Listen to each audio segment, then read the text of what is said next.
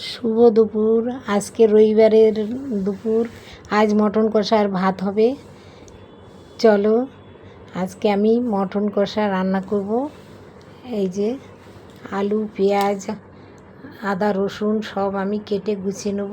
আমরা রবিবারের দিন দুপুরবেলা মটন দিয়ে ভাত খাবো বলে একটু আলু দিয়ে পাতলা ঝোল করে মটন রান্না করব।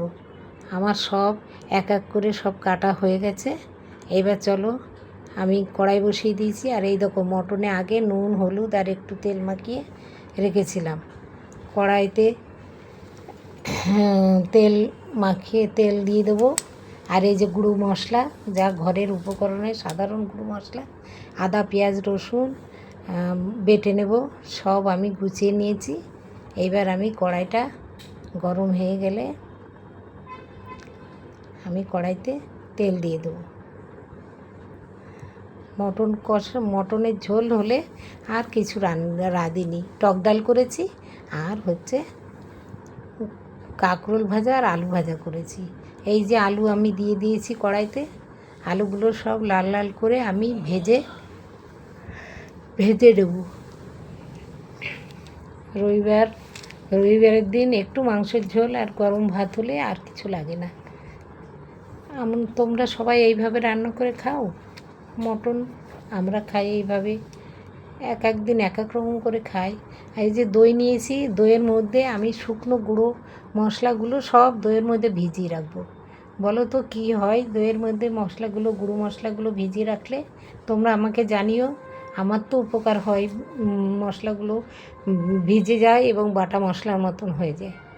আমি এইটা ফাটিয়ে নিয়ে রেখে দেবো সাইডে। এইবার আমি কড়াইতে আলুগুলো তুলে নিয়েছি। এবার কড়াইতে ফোড়ন দেবো। ফোড়নে আমি জিরে, মৌরি, গোটা গরম মশলা, তেজপাতা, শুকনো লঙ্কা ফোড়ন দিয়েছি। এইগুলো আস্তে আস্তে ফোড়নটা আমার চটপট করে হয়ে গেলে, তারপরে দেখো ফোড়ন আমার হয়ে গেছে। আমি এইবার সেই পেঁয়াজগুলো কেটে রেখেছিলাম, আমি পেঁয়াজগুলো এক এক করে সব কড়াইতে দিয়ে দেবো। পেঁয়াজটা খুব ভালো করে ভাজতে হবে। পেঁয়াজ ভাজার কাছেই মশলা কষানো ভালো হবে। পেঁয়াজ আমার ভাজা হয়ে গেছে, তার মধ্যে একটু টমেটো দিলাম আর সেই কাঁচা লঙ্কা, আদা, রসুন সব বেটে রেখেছিলাম, সেইগুলো আমি ঢেলে দিলাম। এইগুলো আস্তে আস্তে কষিয়ে নেব। আমার মশলা কষানো ভালো হবে, তবেই রান্নায় সুস্বাদু হবে। আমি নুন, ঝাল আমি আমার পরিমাণ মতন দেব, আপনারা আপনাদের পরিমাণ মতন দেবেন।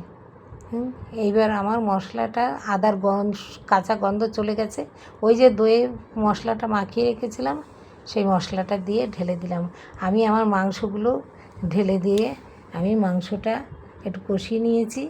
এইবার সেই একটু কাজু আর পোস্ত বাটা করেছিলাম তাই দিয়ে দিলাম, আর আলু ভেজে রেখেছিলাম তাই দিয়ে দিলাম।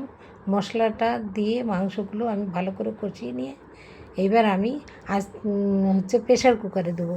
অন্য দিন আমি কড়াইতেই রান্না করি, তাতে একটু জায়ফল ডলে দিলে তাড়াতাড়ি হচ্ছে গিয়ে সেদ্ধ হয়ে যায়। কিন্তু আজকে আমার সময় নেই, 12টা 12:30 বেজে গেছে।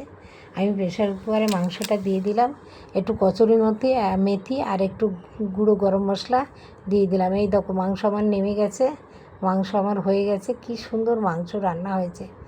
চলো বাই, টাটা।